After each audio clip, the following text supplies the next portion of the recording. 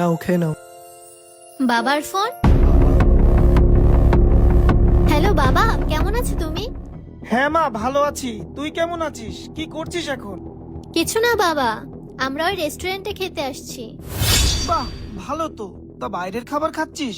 হ্যাঁ বাবা। আচ্ছা, তা কি খাচ্ছিস? বাবা, আমরা বিরিয়ানি অর্ডার করেছি, আর একটু পরে বোরহানিও আসবে। আচ্ছা শোন, এই বেশি বাইরের খাবার খাস না। তুই তো জানিস বাইরের খাবার কতটা ক্ষতিকর।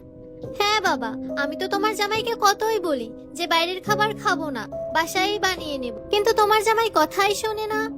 ও নিজেই বলছিল যে সপ্তাহে একদিন তো বাইরের খাবার খেতেই হয়, তাই আমরা রেস্টুরেন্টে খেতে এসেছি। আচ্ছা বাদ দাও, তুমি কোথায় এখন, কি করছো এখন? এই তো আমি বাসায় আছি। আর তুই তো ফোনই করিস না, কোথায় যে এত ব্যস্ত থাকিস? না বাবা, তেমন কোনো কিছুই না, আমি তোমাকে ফোন করবোই ভাবছিলাম, তার মধ্যেই তুমি ফোন দিলে। আচ্ছা শোন, আমি ভাবছি আজকে সন্ধ্যায় তোর সঙ্গে দেখা করতে আসবো।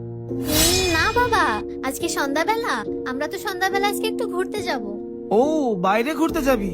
তা কোথায় ঘুরতে যাবি শুনি? বাবা, আমরা সিলেট যাচ্ছি 7 দিনের জন্য, তুমি অন্যদিন আসো।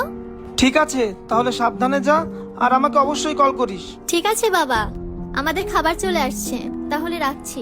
তুমি বাবাকে মিথ্যা কেন বললে? সত্যটা বলতে আমরা কি খাচ্ছি। কি বলতাম বাবাকে যে আমরা ঝাল পেঁয়াজ দিয়ে ভাত খাচ্ছি, তাও আবার 3 দিন আগের। হ্যাঁ, তাই বলতে। তুমি কি মনে করো কোনো বাবা কি চায় তার মেয়ে এই অবস্থায় থাকুক? দেখো, তুমি ভেবো না যে আমি তোমাকে কথা শোনাচ্ছি। যদি বাবাকে সবকিছু বলতাম না, তাহলে বাবা সব কাজ ফেলে এখানে চলে আসতো। আর তুমিই তো বলো আমার বাবার কাছ থেকে কোনো হেল্প নিতে চাও না। আর জীবনে তো আপ ডাউন আসবেই, এখন খারাপ সময় যাচ্ছে, সামনে তো ভালো সময় আসবেই।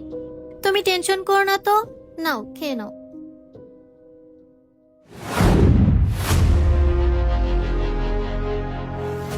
বাবা তুমি? বাহ, তুই তো খুব ভালো জায়গায় আছিস। তুই মিথ্যা বলতে পারিস না, তাহলে বলিস কেন? আমি তোর বাবা, আমি বুঝি না? না বাবা, আমি তোমাকে বলতাম, কিন্তু তুমি আমাদের ঠিকানা পেলে কিভাবে?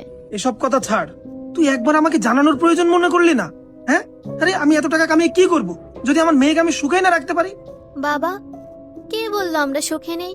হয়তো এখন আমাদের সময়টা খারাপ যাচ্ছে, কিন্তু আল্লাহর উপর আমার ভরসা আছে।